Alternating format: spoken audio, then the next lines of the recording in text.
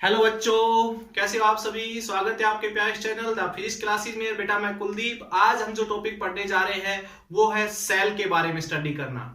यानी कि हम ये कहते हैं कि सर्किट को किसी को करंट देना है तो उसके अक्रॉस हमने एक पोटेंशियल डिफरेंस अप्लाई करना पड़ता है। और पोटेंशियल डिफरेंस अप्लाई करने के लिए सबसे इंपॉर्टेंट जो चीज होती है वो होती है हमारी सेल या बैटरी। ठीक है बेटा, तो सेल के थ्रू हम पोटेंशियल डिफरेंस उस सर्किट को देते हैं जिससे उसके अंदर करंट फ्लो करता है। तो आज हम सेल के बारे में पढ़ेंगे, सेल के इंटरनल रेजिस्टेंस के बारे में जानेंगे, सेल की ईएमएफ के बारे में जानेंगे और सेल कितना पोटेंशियल सर्किट को देती है उसके बारे में जानेंगे, जिसको हम टर्मिनल पोटेंशियल या टर्मिनल वोल्टेज बोलते हैं। तो सेल की बात हम करते हैं बेटा।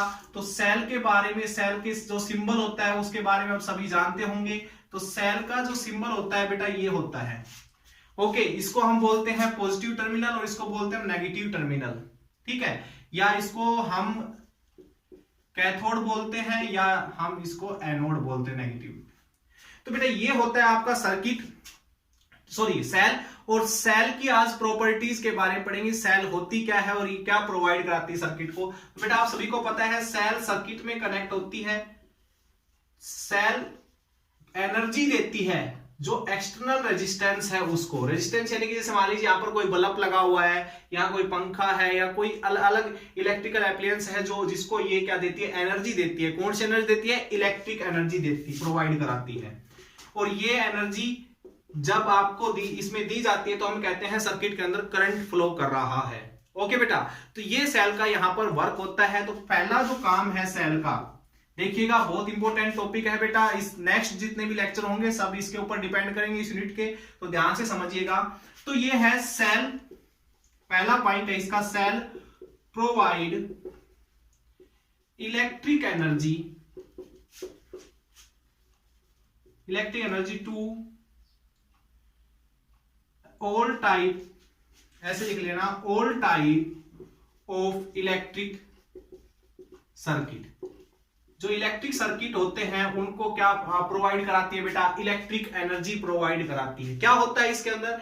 ये इलेक्ट्रॉन जो है बेटा वो सेल के अंदर जो एनर्जी स्टोर होती है, इलेक्ट्रिक एनर्जी स्टोर होती है, यहां से इलेक्ट्रॉन उस एनर्जी को सप्लाई करता है। वो एनर्जी किसको देता है? वो इस एक्सटर्नल रेजिस्टेंस को देता है। ठीक है, तो ये एनर्जी का सप्लाई करना इलेक्ट्रॉन के थ्रू, ठीक है, यही काम होता है सेल का। और ये इलेक्ट्रॉन एनर्जी क्यों लेके जाता है? पोटेंशियल डिफरेंस की वजह से। जैसे हम मानते हैं ना, इलेक्ट्रॉन, पानी जो है ऊंचाई से नीचाई की तरफ फ्लो करता है और पानी जब ऊंचाई पे था तो उसके पास क्या थी? पोटेंशियल एनर्जी थी। जब वो नीचाई पे जाता है तो उसकी पोटेंशियल एनर्जी कम होती है और वो किस में कन्वर्ट हो जाती है? काइनेटिक एनर्जी में कन्वर्ट हो जाती है। तो इसी तरीके से इलेक्ट्रॉन अपनी एनर्जी को यहां से एनर्जी लेके सप्लाई करता है। वो एनर्जी आपकी हीट में प्रोड्यूस होती है, किस में प्रोड्यूस होती है? तो एनर्जी का सप्लाई करता है। देखो अगर वो एनर्जी इलेक्ट्रॉन लेके जाता है और वो किसी बल्ब के पास जाती है तो वो हीट एनर्जी या लाइट एनर्जी के रूप में कन्वर्ट हो जाएगी बेटा। तो यही है आपके पास सेल का मुख्य पार्ट। ठीक है बेटा। दूसरी चीज, cell do not provide, sorry do not produce electric charge. यानी कि सेल जो है वो चार्ज प्रोड्यूस नहीं करती है। या आप ये सोचते होंगे कि यहां से इलेक्ट्रॉन ये बनाती है और ये इलेक्ट्रॉन सारे सप्लाई होते हैं। तो इलेक्ट्रॉन बेटा इसमें पहले से ही होते हैं, फिक्स होते हैं, सिर्फ इसके अंदर एनर्जी होती है। ये इलेक्ट्रॉन उस एनर्जी को सप्लाई करने का काम करते हैं। ठीक है, इसके अंदर चार्ज प्रोड्यूस नहीं होते, इसके अंदर एनर्जी प्रोड्यूस होती है। ये चार्ज तो ये समझ लीजिए कि यहां से एनर्जी को लेंगे और वहां पर सप्लाई करेंगे। तो ये तो ऑलरेडी पहले से इसके पास इलेक्ट्रॉन होते हैं। ठीक है, तो ये प्रोड्यूस नहीं करती है। तीसरा जो इसका मेन पॉइंट है बेटा, ध्यान से समझिएगा, सेल जो है, cell maintain a potential difference. ठीक है, potential difference which is produce a force on charge, charge यानी कि इलेक्ट्रॉन भी बोल सकते हो बेटा, इलेक्ट्रॉन के ऊपर एक फोर्स प्रोड्यूस करता है। इसका जो पोटेंशियल डिफरेंस है, नेगेटिव और पॉजिटिव टर्मिनल के बीच का जो पोटेंशियल डिफरेंस है वो चार्ज के ऊपर फोर्स अप्लाई करता है, जिससे चार्ज पार्टिकल सर्किट के अंदर मूव करता है बेटा। तो ये सिस्टम होता है। तो अब हम इसके पीछे की केमिस्ट्री समझेंगे बेटा, ध्यान दीजिए मेरी बात पे। सेल होती क्या और सेल के अंदर क्या होता है ये आप केमिस्ट्री में पढ़ चुके हो, इलेक्ट्रोकेमिस्ट्री के अंदर आप पढ़ चुके हो। हम थोड़ा थोड़ा सा उसके ऊपर से जो भी चीज है उसके बारे में स्टडी कर लेते हैं। देखिएगा आप ये चीज समझने के बाद ही आगे की जो भी इसकी बातें हैं वो आपको समझ में आएगी। ध्यान दीजिएगा मेरी बात पे बेटा। आपको पता है इलेक्ट्रोकेमिकल सेल के बारे में आप जानते होंगे। इलेक्ट्रोकेमिकल सेल क्या काम होता है इलेक्ट्रोकेमिकल सेल का बेटा? Electrochemical cell chemical energy produce करती है और वो केमिकल एनर्जी बेटा कन्वर्ट होती है किसमें? इलेक्ट्रिक एनर्जी में। ये प्रोसेस होता है आपका इलेक्ट्रोकेमिकल सेल के अंदर, ठीक है। Electrochemical cell chemical energy produce करती है और केमिकल एनर्जी ही कन्वर्ट होती है बेटा इलेक्ट्रिक एनर्जी के अंदर। आपको पता है इलेक्ट्रोकेमिकल सेल के अंदर क्या होता है, ध्यान दीजिएगा मेरी बात पे।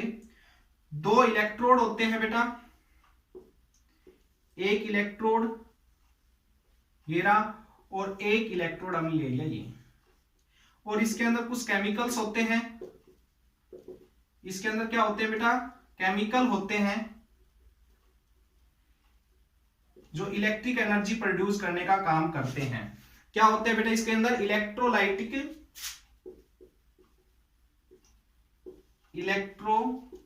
जिसको हम नाम देते हैं इलेक्ट्रोलाइट, सॉरी एक मिनट रुकना, electro conducting solution, electrolytic conducting solution बेटा इसके अंदर होते हैं, ठीक है। इलेक्ट्रोलाइटिक कंडक्टिंग सॉल्यूशन इसके अंदर होते हैं बेटा, जो आपके पास इलेक्ट्रिक एनर्जी प्रोड्यूस करते हैं, केमिकल एनर्जी प्रोड्यूस करते हैं जो इलेक्ट्रिक एनर्जी में कन्वर्ट होती है, और इनको बोलते हैं बेटा हम इलेक्ट्रोड्स। ये तो आप सभी को पता है, इलेक्ट्रोड्स बेटा इनको हम बोलते हैं। ध्यान दीजिएगा। अब क्या करते हैं हम इसको कनेक्ट कर देते हैं बेटा एक एक्सटर्नल रेजिस्टेंस के साथ, ठीक है। ये एक्सटर्नल रेजिस्टेंस हमने आर मान लिया, ठीक है। तो क्या होता है कि एक टर्मिनल के ऊपर नेगेटिव चार्ज क्रिएट होता है इसके अंदर। इसके पीछे की हिस्ट्री समझना बेटा क्या है।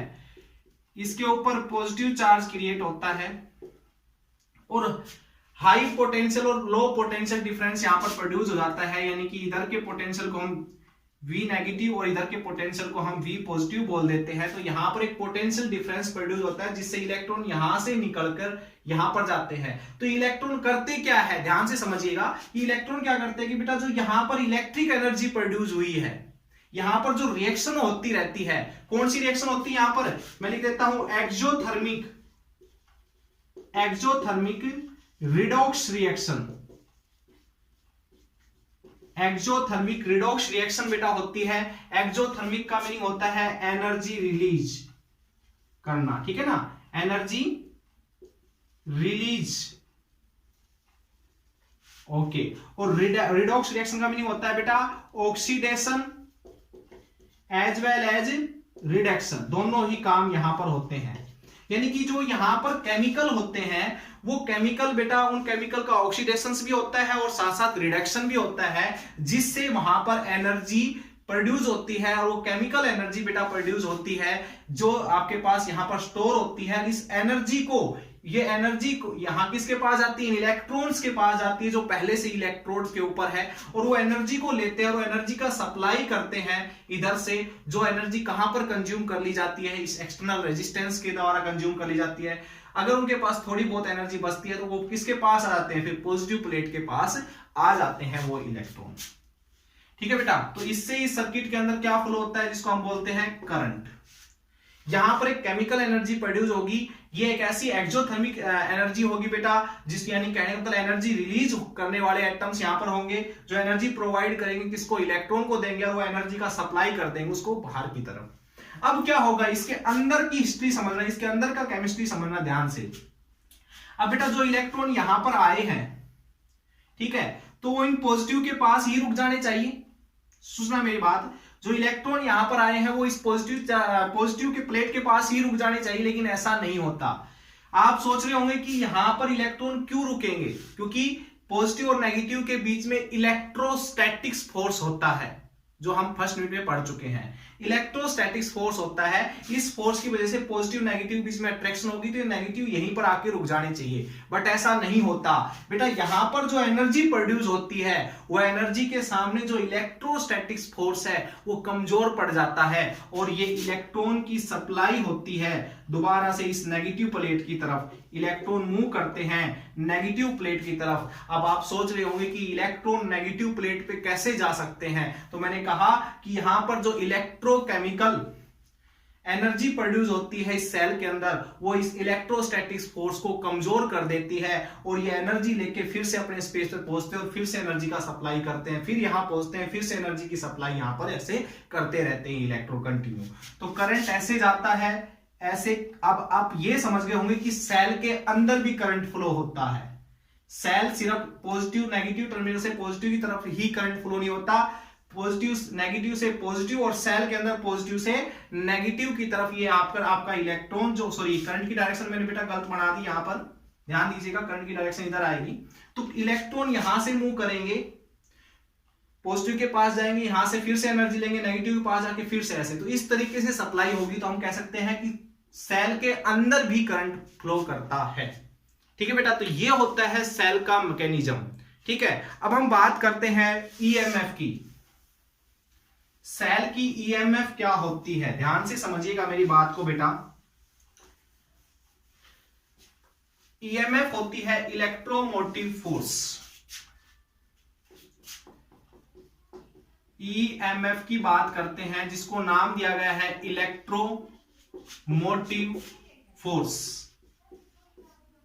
ये कह सकते हो जो मैं अभी बता रहा था कि इलेक्ट्रॉन के ऊपर जो सेल के अंदर इलेक्ट्रॉन होते हैं उनके ऊपर एक फोर्स लगता है जो जिसकी वजह से वो इलेक्ट्रॉन अपने टर्मिनल से निकलते हुए किसकी तरफ जाते हैं, पॉजिटिव टर्मिनल की तरफ जाते हैं एक एनर्जी लेके। तो ये इलेक्ट्रोमोटिव फोर्स वही है। या फिर हम ये कह सकते हैं जैसे ये सेल है बेटा, इसका ये पॉजिटिव टर्मिनल है, ये नेगेटिव टर्मिनल है। तो आपकी बुक के अकॉर्डिंग, डेफिनेशन के अकॉर्डिंग लिखा हुआ है potential difference between the electrodes या फिर terminal of cell when no current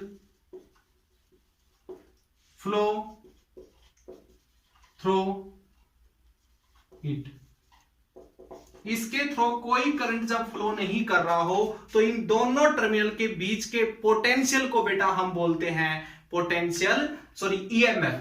the potential difference between the electrodes of cell when no current flow through it. इस सर्किट के थ्रू कोई करंट फ्लो नहीं करता, यानी कि बाहर कोई भी एक्सटर्नल रेजिस्टेंस नहीं लगा हुआ है। ठीक है बेटा, तो यानी कि इन दो जब उस टाइम आपके पास दोनों इलेक्ट्रोड्स के बीच की जो पोटेंशियल होगी वो आपके पास होगी बेटा ईएमएफ कहलाएगी। ठीक है, जैसे कि मान लो 12 वोल्ट की है, आप जब कभी दुकान में जाते हो और सेल लेके आते हो तो बेटा जब दुकान में जाते हो तो सेल के ऊपर हमेशा देखना वोल्टेज लिखी होती है। देखिए ये सेल जैसे मान लीजिए 12 वोल्टेज की है, ये 5 वोल्टेज की, 3 वोल्टेज की है, तो एक्चुअल में वो वहां पर उसकी ईएमएफ लिखी होती है कि ये सेल सर्किट को 12 वोल्टेज सप्लाई कर सकती है, 12 वोल्ट पोटेंशियल डिफरेंस इस सर्किट को दे सकती है। ओके बेटा, लेकिन एक्चुअल में कभी 12 वोल्ट की सेल है तो 12 वोल्ट सर्किट को देती नहीं है, इसके पीछे का भी रीजन हम समझेंगे। देखिए बेटा, जब करंट फ्लो सर्किट के अंदर नहीं कर रहा है, यानी कि सर्किट कंप्लीट नहीं है, कंप्लीट का मीनिंग पॉजिटिव नेगेटिव के साथ कनेक्ट नहीं है, तो उस टाइम करंट फ्लो नहीं करेगा और उस टाइम आपके पास जो पोटेंशियल डिफरेंस होगा इन दोनों टर्मिनल के बीच का वो आपकी ईएमएफ कहलाएगी। यानी कि जो 12 वोल्टेज यहां पर लिखी है तो वो पोटेंशियल डिफरेंस नहीं, वो ईएमएफ है बेटा। टर्मिनल पोटेंशियल के बीच बाद में भी हम पढ़ेंगे यहां से।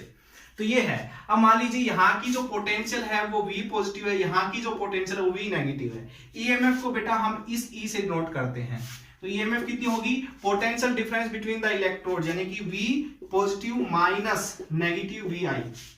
बेटा नेगेटिव की साइड की पोटेंशियल को नेगेटिव के साइन के साथ लेके चलोगे तो नेगेटिव, तो यहां से आपके पास क्या आ जाएगा, पॉजिटिव का साइन हो जाएगा।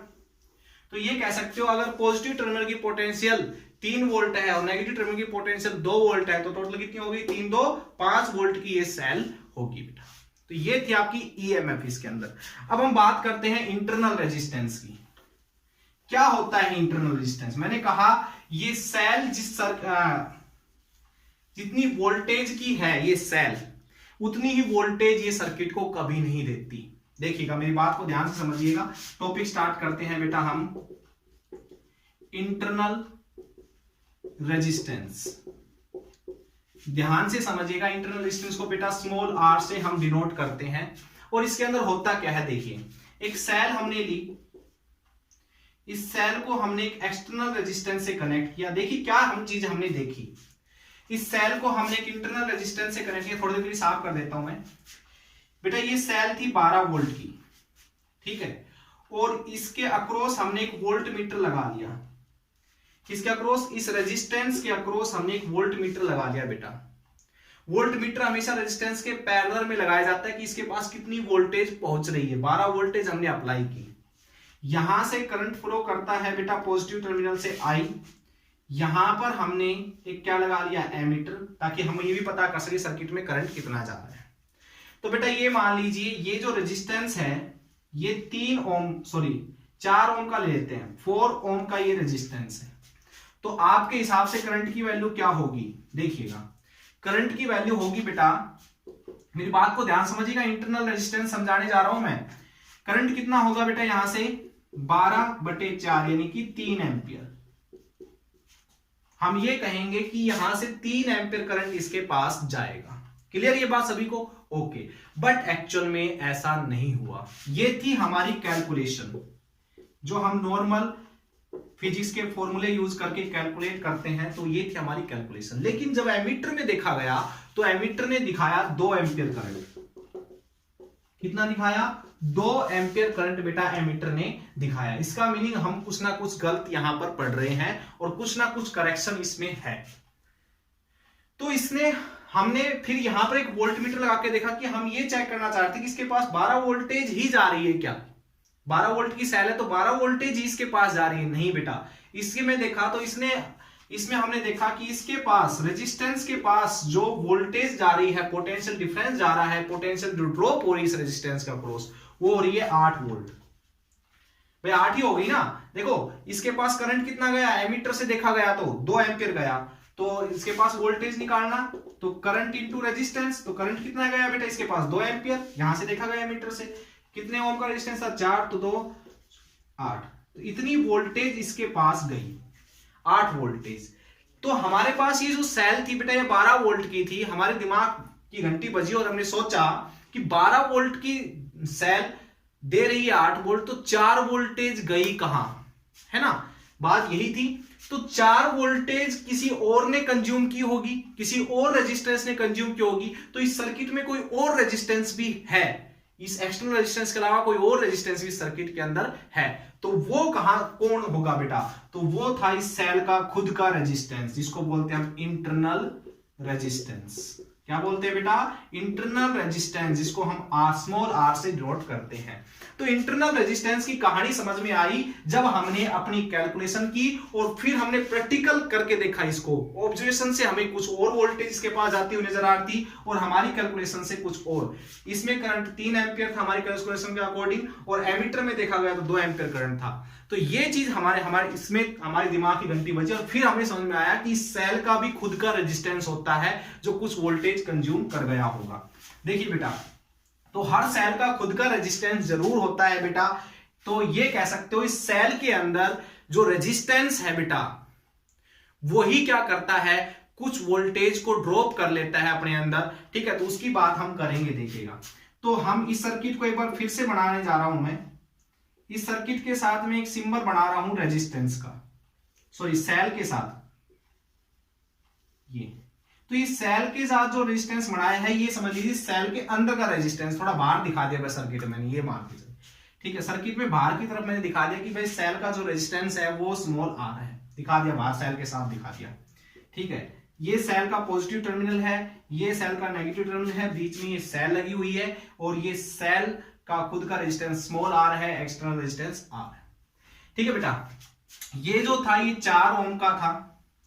करंट इसके पास आई फ्लो कर रहा था, जिसको हमने नाम दिया है, देखा था हमने एमीटर में नाप के 2 एम्पियर था। तो ये मान लो 2 ओम का रेजिस्टेंस है, 12 वोल्टेज की ये सेल थी। तो ये दोनों रेजिस्टेंस किस में है बेटा, देखो ये सेल भी एक रेजिस्टेंस की तरह ही काम करेगी। तो ये और ये दोनों किस में होगी, सीरीज में। ठीक है, तो टोटल सर्किट में कितना रेजिस्टेंस है, 6 ओम। टोटल इक्विवेलेंट रेजिस्टेंस आ गया 6 ओम। अच्छा, इसके पास कितना करंट जा रहा है बेटा, 2। तो इसके पास कितनी वोल्टेज ड्रॉप हुई, 4 गुना 2 यानी कि 8 वोल्ट। इसके पास रेजिस्टेंस कितना है, 2 ओम। तो 2 दूनी 4। तो इसके पास कितना करंट ड्रॉप हुआ बेटा, सॉरी वोल्टेज, कितनी वोल्टेज ड्रॉप हुई इंटरनल रेजिस्टेंस के पास, 2 गुना 2 यानी कि 4 वोल्ट। तो बेटा 8 और 4 टोटल मिल कितनी होगी, 12। तो ये आपके पास था इंटरनल रेजिस्टेंस। तो हर सेल का खुद का इंटरनल रेजिस्टेंस होता है। अगर मैं पिछले वाले कॉन्सेप्ट से, इलेक्ट्रोकेमिकल सेल से आपको समझाने की कोशिश करूं, तो मैंने कहा था नेगेटिव टर्मिनल सेल के अंदर हमने बनाया था, जैसे ये 2 इलेक्ट्रोड थे बेटा, इसके अंदर ये 2 इलेक्ट्रोड थे। तो यहां से पॉजिटिव वाले इलेक्ट्रोड से निकल के इलेक्ट्रॉन नेगेटिव की तरफ फ्लो कर रहे थे। तो ये जब इलेक्ट्रॉन यहां से इस सेल के पास, इस नेगेटिव टर्मिनल के पास वापस जाते हैं बेटा, तो करंट सर्किट कंप्लीट हो जाता है। ऐसे करंट फ्लो करता रहता है, ऐसे कंटिन्यू चलता रहता है बेटा।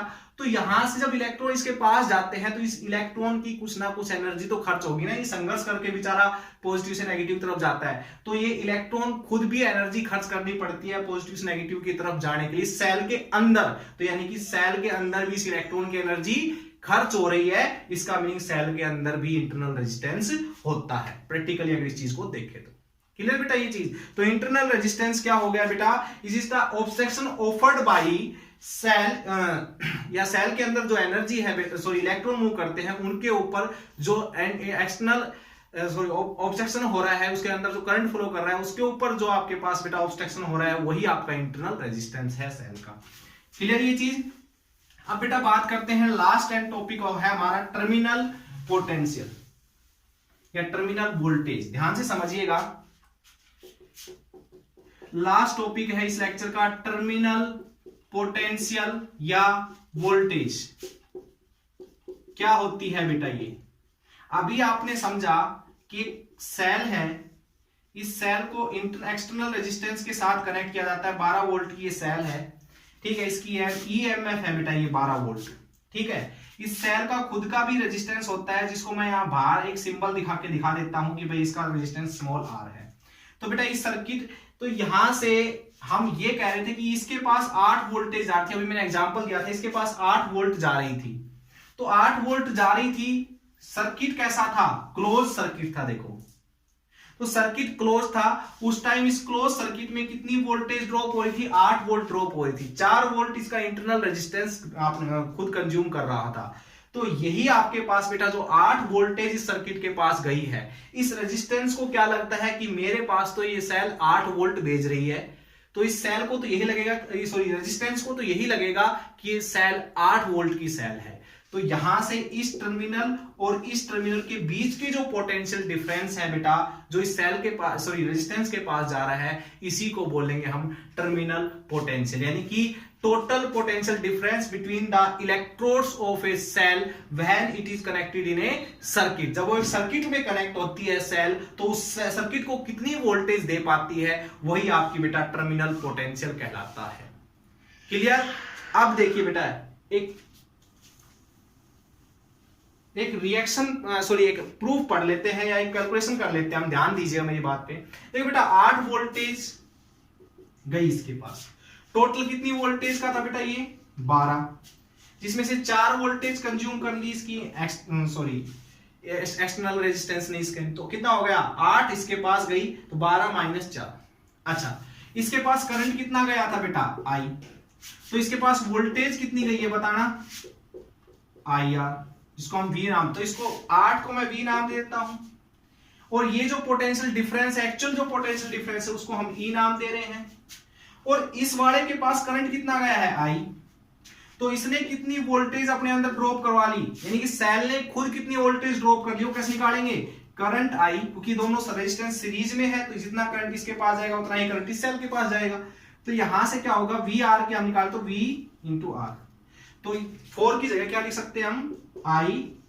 तो बेटा ये रिलेशन बहुत जरूरी है, आपको समझ में आनी चाहिए कि सेल रेजिस्टेंस के पास, एक्सटर्नल रेजिस्टेंस के पास कितनी वोल्टेज जा रही है। Is equals to total EMF minus actual EMF drop across this cell. इस सेल के अक्रॉस कितनी पोटेंशियल ड्रॉप हुई है, करंट इनटू रेजिस्टेंस वोल्टेज। तो ये आपके पास रिलेशन आ गई बेटा। ओके, तो एक काम करते हैं, यहां पर आई की वी की वैल्यू रख लेते हैं। तो V is equals to I R हमने अभी बताया, current into resistance. Okay, E minus I R. एक काम करते हैं, इसको इधर ले आते हैं, यहां से आई हमने कॉमन ले लिया, सो ये प्लस का हो जाएगा। तो यहां से बेटा आई की वैल्यू क्या आएगी, ये इसके नीचे चला जाएगा, तो E अपॉन में R प्लस आर। एक रिलेशन ये भी यूज हो सकती है आपके न्यूमेरिकल में, ये दोनों रिलेशन बहुत जरूरी है। आई थिंक बेटा आपको ये चीज समझ में आई होगी। इसको अच्छी तरह से आप पढ़िएगा, बुक का यूज कीजिएगा, नोट्स बनाइए बेटा अच्छी तरह से, और इस टॉपिक को एक बार फिर से अच्छी तरह क्लियर कीजिए। हम इसके ऊपर जो नेक्स्ट टॉपिक आएंगे वो आप स्टडी करेंगे, इन इक्वेशंस के ऊपर जो डिपेंड होंगे वो टॉपिक हम स्टडी करेंगे। जब तक के लिए all the best and thank you.